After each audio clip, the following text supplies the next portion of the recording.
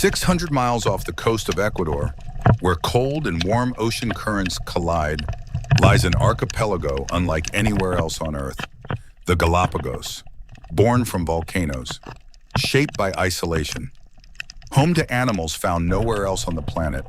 And here, in water most reptiles would never survive, swims something that shouldn't exist, the marine iguana, the only lizard on Earth that has learned to live in the ocean, Hammerhead cristatus, found only in the Galapagos and nowhere else on the planet. Every other iguana species on Earth is strictly terrestrial. This one, alone among thousands of reptile species, chose the sea. Its body has adapted in ways no other lizard's has. A flattened paddle-like tail for swimming, sharp claws for gripping volcanic rock against strong currents, and a face built for grazing, because unlike almost every other reptile in the world, this animal is entirely vegetarian, feeding exclusively on marine algae. Watch as it grips the rock and begins to feed, scraping algae from the volcanic surface with specialized teeth found in no other iguana species on Earth. This individual can hold its breath for up to 10 minutes while foraging underwater. Remarkable for a cold-blooded animal in water, this cool, sustained by a slowed heart rate that can drop to a fraction of its normal resting pace while submerged. When it surfaces, it must return to sun-warmed volcanic rock to recover its body temperature. A marine reptile, still bound by the same cold-blooded biology as every lizard on Earth, forced into a daily cycle between two entirely different worlds. It descends again, deeper this time, following the contour of the rock down toward the seafloor. Each movement is unhurried, deliberate, an animal that has learned, over hundreds of thousands of years of isolation, exactly how much energy it can afford to spend in water this cold. Reaching the bottom, it settles against the volcanic rock and begins to graze in earnest, its jaw working steadily against the thin green film coating the stone. This is, in a very real sense, an underwater meadow, and this lizard is its only grazing animal. A group of them swims together now, up to 8 individuals, moving through the water in loose formation, their black bodies almost invisible against the dark volcanic seafloor beneath them. That black coloring is no accident. It absorbs heat efficiently once they're back on land, critical in an environment where the surrounding ocean, chilled by the Cromwell current rising from the deep Pacific, runs colder than nearly any other water at this latitude on Earth. This is what makes the Galapagos so strange biologically. It sits almost exactly on the equator, yet its waters are shaped by a cold current more typical of temperate seas thousands of kilometers to the south, creating conditions found nowhere else and animals found nowhere else as a result. The group disperses slowly as each individual finds its own patch of rock to feed on, spreading out across the reef in a pattern that looks almost deliberate, each iguana claiming just enough space to graze without competing directly with its neighbors.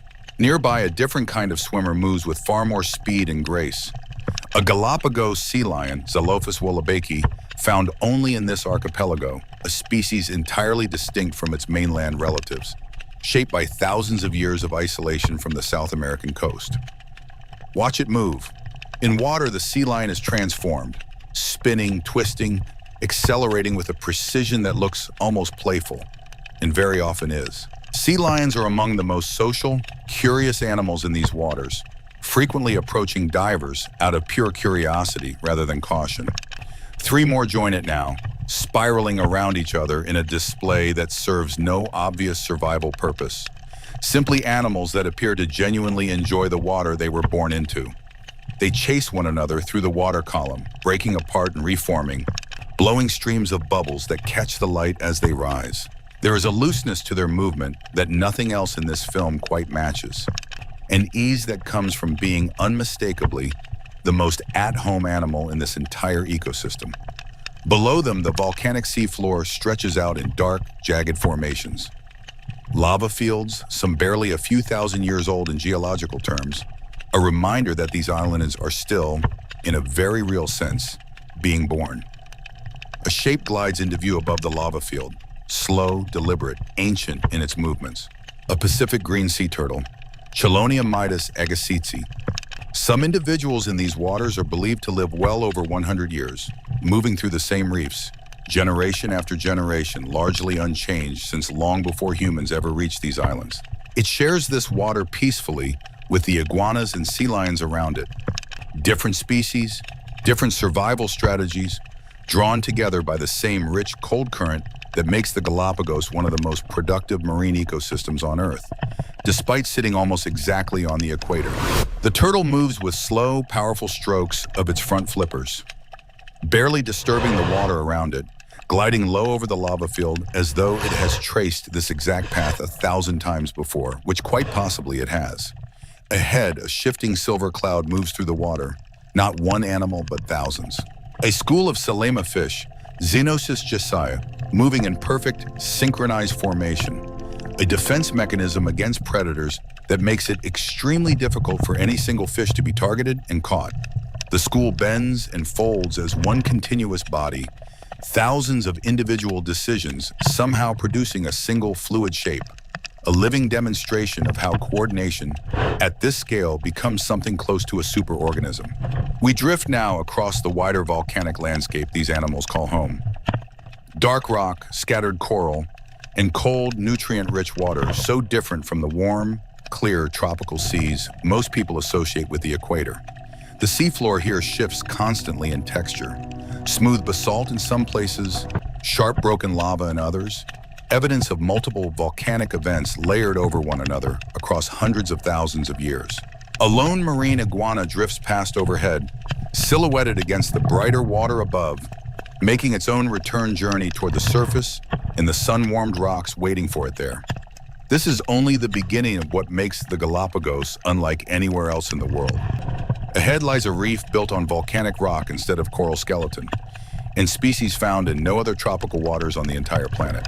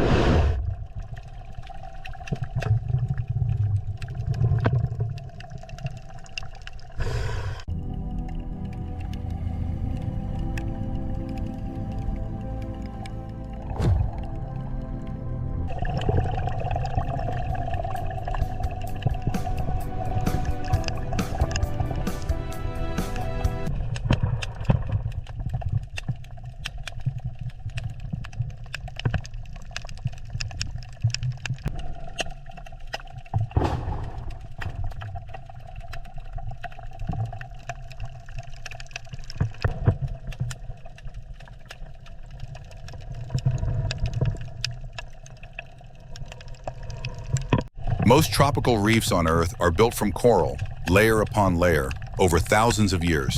The Galapagos is different. Here, the ocean floor is largely volcanic rock, young, dark, and rugged, with coral existing only in scattered, isolated colonies where conditions happen to allow it. That's because the same cold Cromwell current that shapes the marine iguana's biology also makes life difficult for reef-building coral, which typically needs warmer, calmer water to thrive and grow.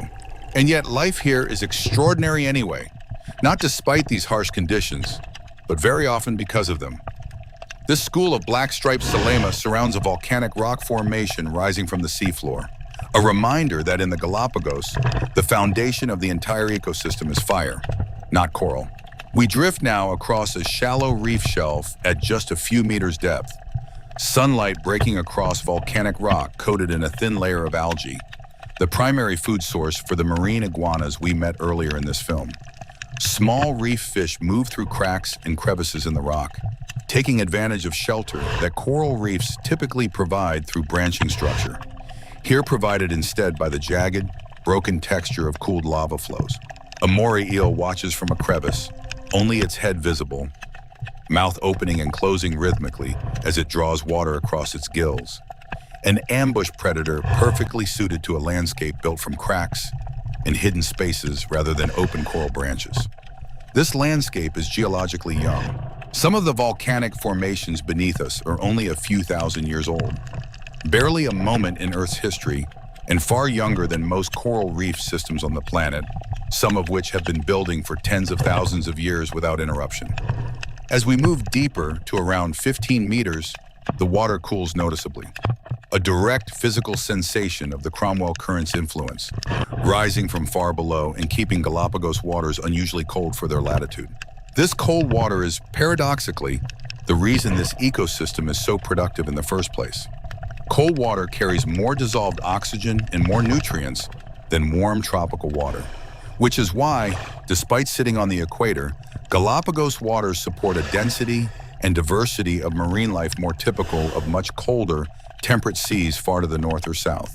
It's an unusual combination found almost nowhere else on the planet: tropical latitude, temperate productivity. And it's the reason this relatively small archipelago has become one of the most biologically significant marine environments studied by scientists anywhere on Earth. Charles Darwin spent 5 weeks in these islands in 1835. What he observed here, the subtle differences between species on different islands, each adapted to its own specific environment, became one of the foundational pieces of evidence behind the theory of evolution by natural selection.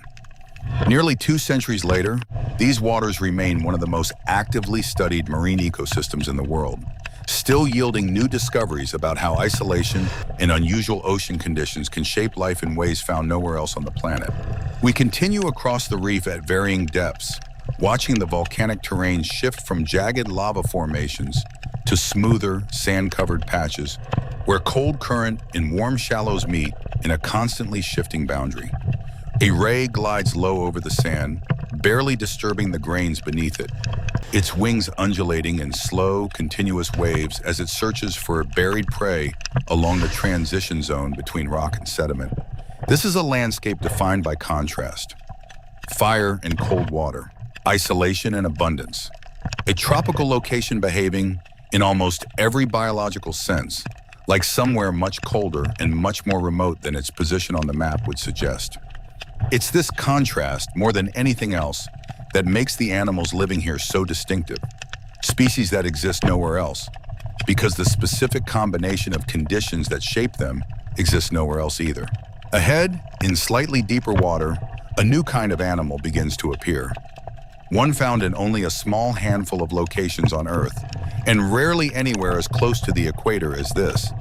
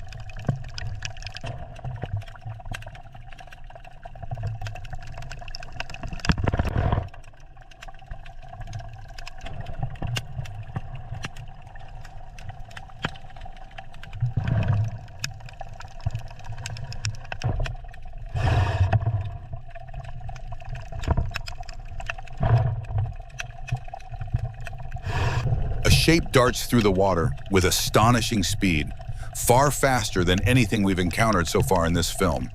A Galapagos penguin, Spheniscus mendiculus, the only penguin species found north of the equator anywhere on Earth, and the second smallest penguin species in the world. Its presence here defies almost everything we associate with penguins. These are animals typically found in Antarctica or the cold coastlines of southern Africa and South America, not on a volcanic archipelago sitting directly on the equator. It survives here for exactly the same reason the marine iguana does. The cold Cromwell current, rising from the deep Pacific, creates water temperatures far closer to what a penguin's body evolved to handle than what its equatorial latitude would ever suggest. In water, this animal is transformed. On land, penguins are famously clumsy. Here, it moves with astonishing speed and precision, among the fastest swimming birds on Earth relative to its size, capable of tight, rapid turns that make it an exceptionally effective hunter of small schooling fish.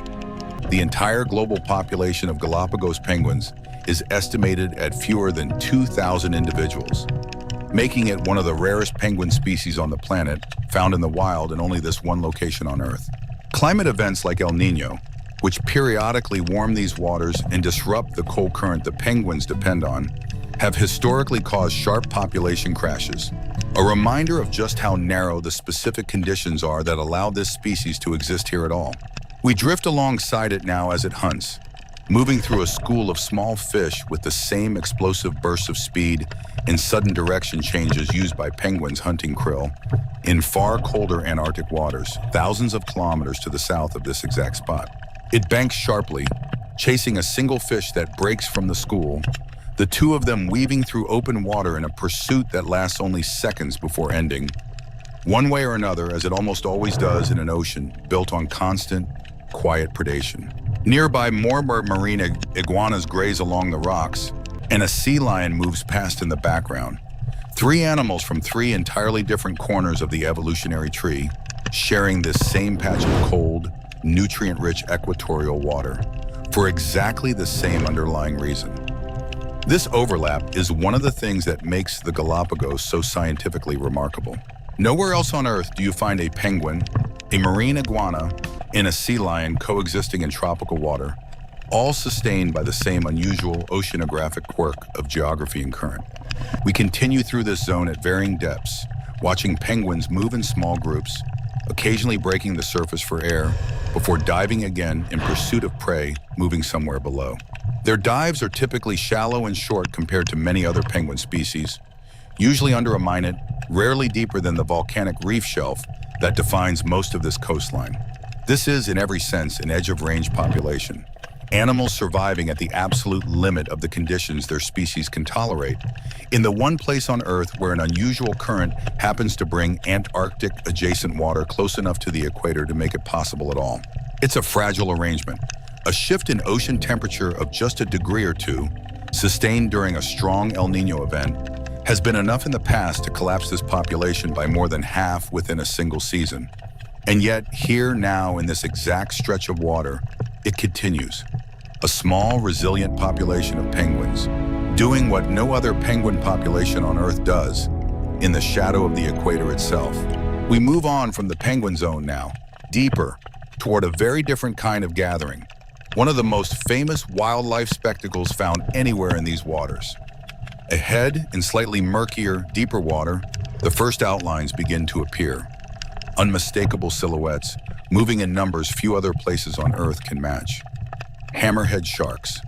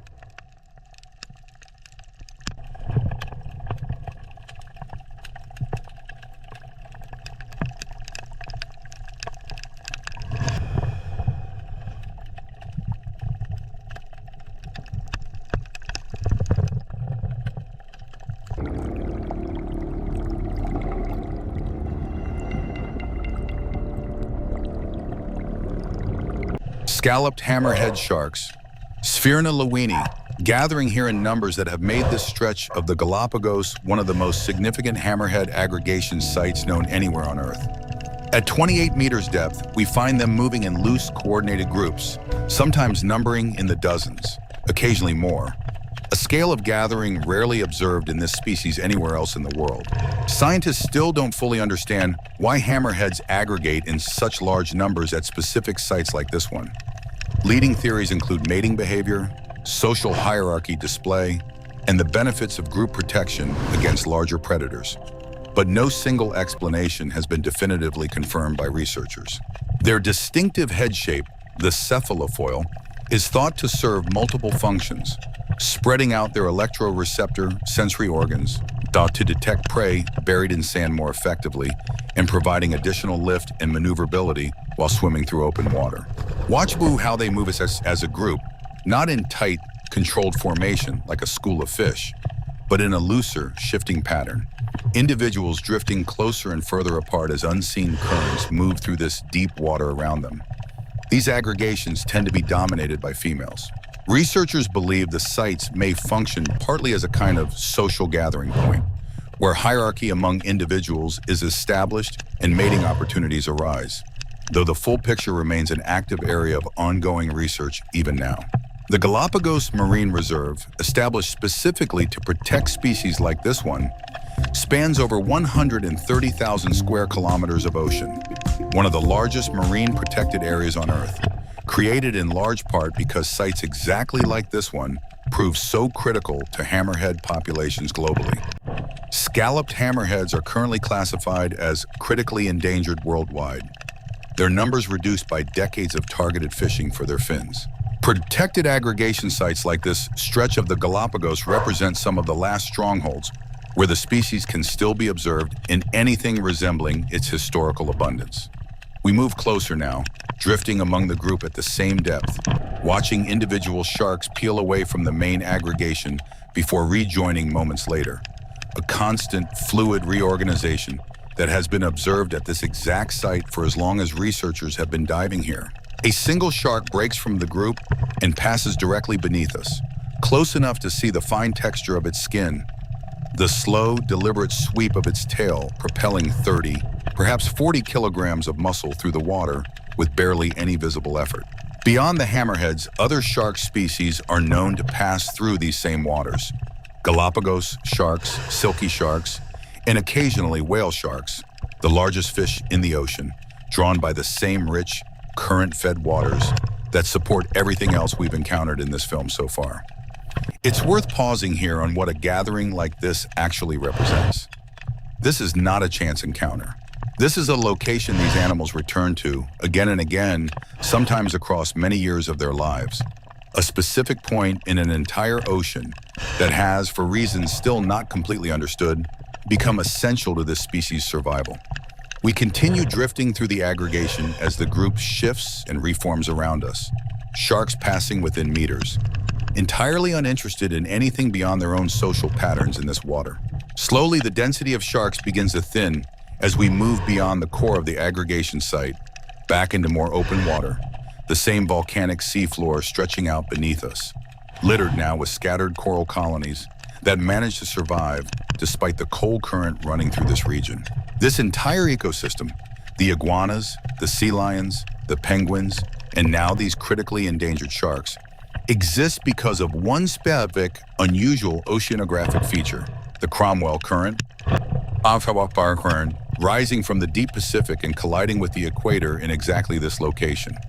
I'll remove that current, and none of what we've witnessed so far in this film would exist in anything like its current form. The Galapagos would simply be another isolated volcanic archipelago. Remarkable, perhaps, but without the singular combination of species found nowhere else that has made it one of the most studied ecosystems on the planet.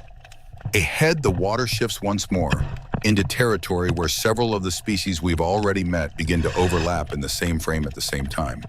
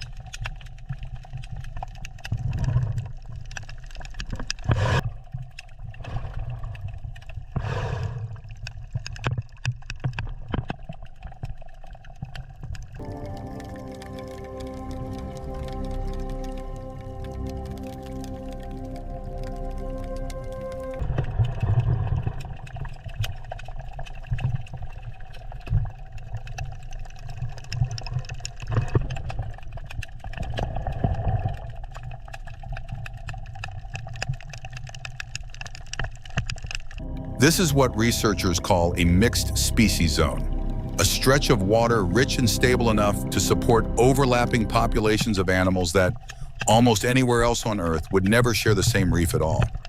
Here, a sea lion moves past a resting hammerhead shark. A marine iguana grazes nearby, unconcerned by either. A green sea turtle drifts through the same frame entirely undisturbed by the company it keeps. This kind of density and diversity, packed into a relatively small area of ocean, is part of what drew Charles Darwin's attention nearly 2 centuries ago, though even he, cataloging finches and tortoises on land, likely never fully appreciated the scale of what was happening underwater in these same waters. We drift now towards slightly deeper, colder water, the direct influence of the Cromwell Current becoming more pronounced the further we move from the shallow reef shelf above. The Cromwell Current itself is a remarkable piece of ocean physics, a subsurface current flowing eastward across the entire width of the Pacific Ocean, thousands of kilometers before striking the underwater slopes of the Galapagos and being forced upward toward the surface. This upward forcing, a process called upwelling, is the single most important factor in the entire Galapagos marine ecosystem. It's the reason cold, nutrient-rich water reaches the surface here despite the equatorial latitude. And it's the reason every species we've encountered in this film can survive in a place that, without this current, would simply be too warm and too nutrient-poor to sustain them. At 35 meters now, the water temperature has dropped noticeably from where we began this journey, a direct physical demonstration of just how deep and how cold the true source of this current actually is. Small fish move through this deeper water in tighter, more cautious groups than the schools we saw near the surface, a response likely to the presence of larger predators like the hammerheads we encountered earlier, known to hunt at these exact depths.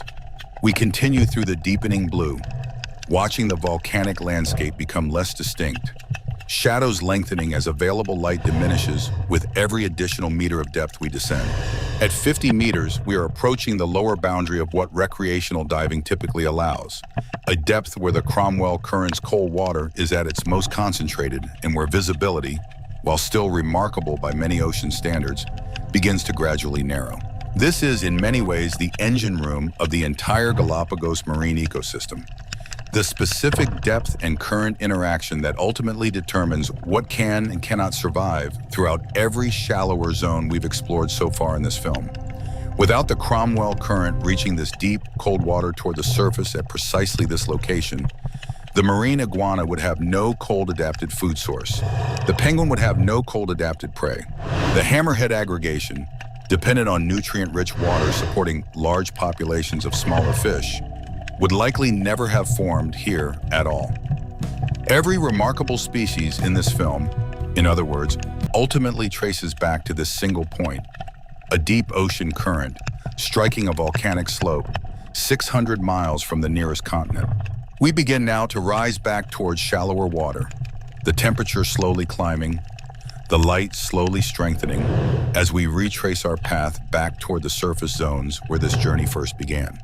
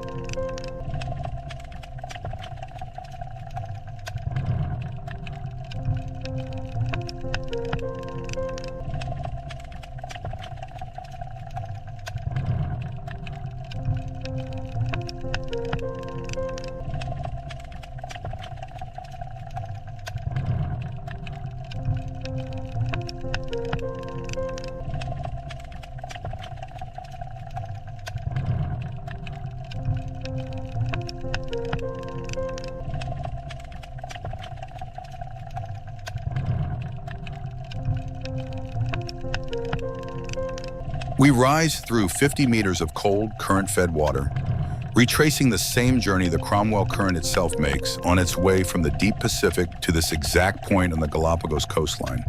At 40 meters, the volcanic seafloor begins to reappear beneath us, jagged formations catching what little light manages to penetrate this far down into the water column. By 30 meters, color begins to return in earnest. The deep blue lightning, the first hints of the greens and browns of algae-covered rock, becoming visible once again. At 20 meters, we pass back through the mixed species zone, catching a final glimpse of a sea lion moving past in the middle distance, entirely unbothered by our presence, exactly as it was when we first entered these waters. 15 meters now, and the water has warmed noticeably from the depths we explored during the height of this journey. The Cromwell Current's influence weakening as we approach the sun-warmed shallows near the surface above. At 12 meters, a familiar shape rejoins us, a marine iguana descending past on its own foraging dive, moving toward the same volcanic rock and algae that sustains this entire singular species found nowhere else on the planet. It may be one of the same individuals we encountered at the very beginning of this film, or simply another member of the same population, living out the same daily cycle between cold water and sun-warmed rock that has defined this species for as long as it has existed. 10 meters now, sunlight filters more strongly through the water above us, the surface itself becoming visible as a shifting, rippling ceiling of light stretching out overhead. A sea lion passes close by on its own ascent, moving with the same effortless speed and curiosity we witnessed throughout this entire journey. An animal utterly at home in water that, for almost every other member of its broader family, would be considered unremarkable, ordinary, simply another patch of ocean. But this water is not ordinary. Nowhere else on Earth does a cold, deep ocean current rise directly onto the equator with this much force, creating conditions that have produced a marine iguana found nowhere else, a penguin found nowhere else, and one of the most significant hammerhead shark aggregations on the planet, all within the same small stretch of coastline. At 6 meters, we can see the surface clearly now, sunlight breaking apart into shifting, dancing patterns across the water above us. 4 meters. The volcanic rock beneath us is fully lit now, its texture and color visible in far greater detail than at any point since we first descended into these waters at the start of this film. And then the surface itself, sunlight scattering across the water in every direction. The vast Pacific Ocean stretching toward every horizon, exactly as it appeared before we began this journey down through everything the Galapagos conceals beneath its waves. Beneath this exact point in the ocean, right now, everything we have witnessed continues without pause. Iguanas grazing on volcanic rock, sea lions playing in the shallows, penguins hunting in cold current-fed water, and hammerhead sharks gathering in numbers found almost nowhere else on the planet. This is the Galapagos, born from fire, shaped by an ocean current that shouldn't, by any normal logic, reach this close to the equator, and home as a direct result to some of the strangest, rarest, and most singular animals found anywhere on Earth.